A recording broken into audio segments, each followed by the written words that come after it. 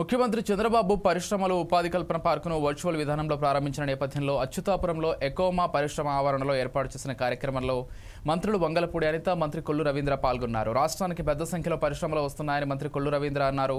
దీనిలో భాగంగా అనకాపల్లి జిల్లాలో అత్యధిక పరిశ్రమలు వస్తున్నాయని తెలిపారు. అనకాపల్లి జిల్లా అన్ని విధాలుగా అభివృద్ధి చెందుతుందన్నారు. రాబోయే 10 సంవత్సరాల్లో అనకాపల్లి జిల్లా రాష్ట్రంలోనే అభివృద్ధి చెందిన జిల్లాగా మారబోతుందని చెప్పారు. Diploma, like we have seen some of the degree students, that some of the departments are 100% we are giving women empowerment, sir, with your blessings, and we are doing the great business here with the speed of doing business.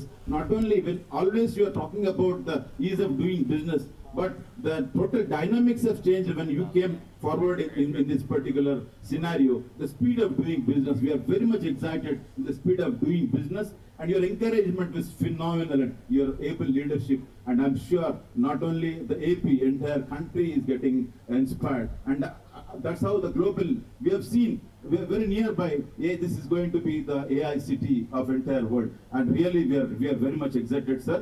And our confidence on AP absolutely has grown phenomenal after you.